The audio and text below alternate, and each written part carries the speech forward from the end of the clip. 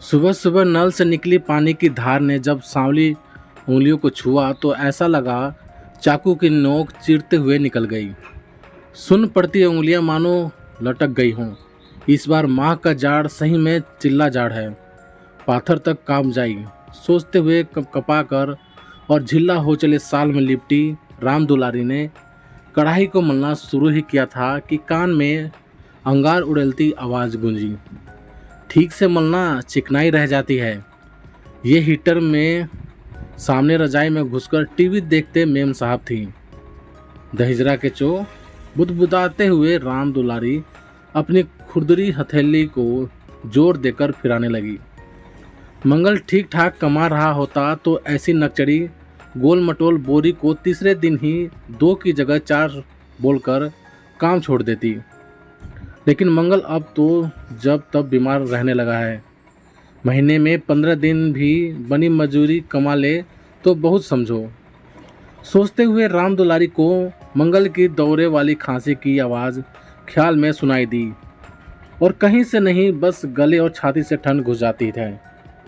मंगल हर दफ़े खांसते हुए कहता है। बर्तन मल कर राम दुलारी जब जी कड़ा करके नंगे पांव बर्फ सी टाइल्स पर ठंडा पोंछा मार रही थी तब रह रहकर ठंड उसके भीतर करंट की तरह दौड़ जाती थी।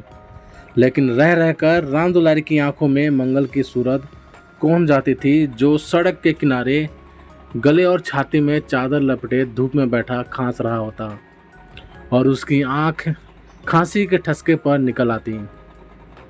जब खांसी का दौरा सहन से बाहर हो जाता तो राम दुलारी सब काम छोड़ पीठ मलने लगती और ये उसका पीठ मलना जादू की तरह असर करता। खांसी तुरंत थम जाती। मंगल राम दुलारी को ऐसे देखता कि वो शर्मा जाती।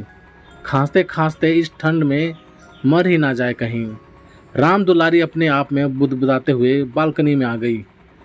बालकनी में फर्श पर चितकबरे रंग का ऊनी मफलर फर्श पर पड़ा हुआ था।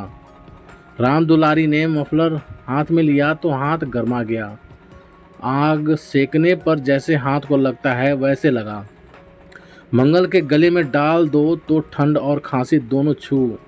सोचते हुए राम दुलारी ने उसे तय किया। लेकिन ये है किसका? बाई के पास कभी देखा नहीं।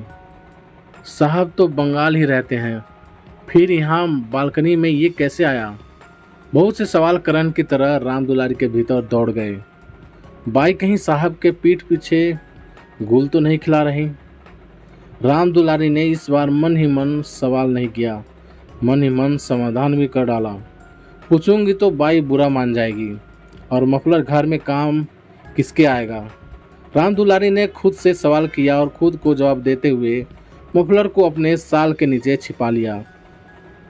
काम खत्म कर राम दुलारी तेज कदमों से निकली।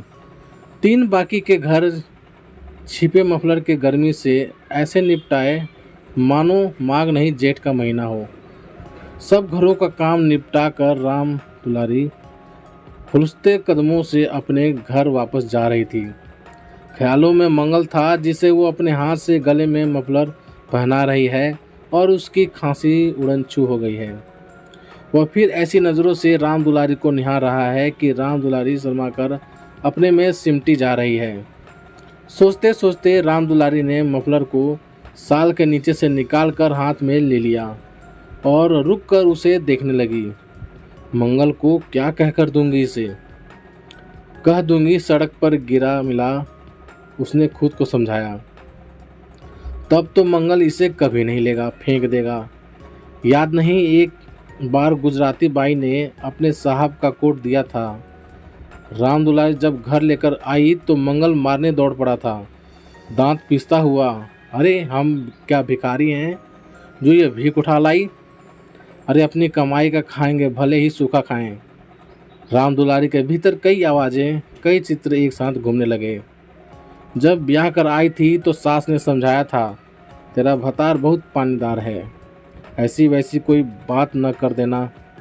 राम दुलारी ने ब्याह के कुछ दिन बाद ही मंगल का पानी देख लिया था। मंगल जहाँ फैक्ट्री में चौकीदारी करता था वहाँ साहब ने जरा गाली क्या दे दी थी। मंगल तो उसे मारने ही दौड़ पड़ा था।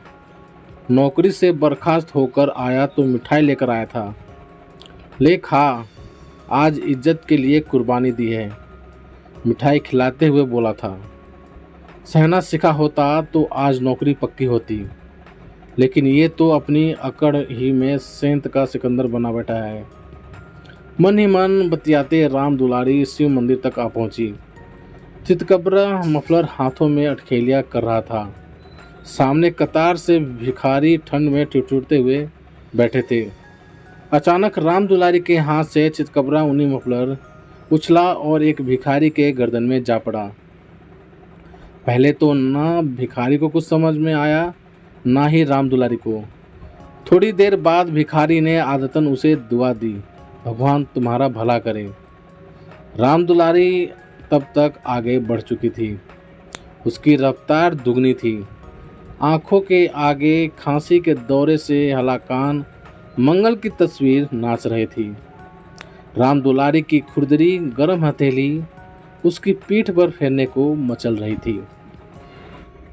तो प्यारे दोस्तों, ये कहानी आप सभी को कैसी लगी कमेंट करके हमें ज़रूर बताना। यदि आप चैनल पर नए हो तो चैनल को सब्सक्राइब कर देना। तो चलिए दोस्तों, मिलते हैं आप सभी से एक और नई कहानी के साथ। तब तक के लिए जय हिंद, वंदे मातरम।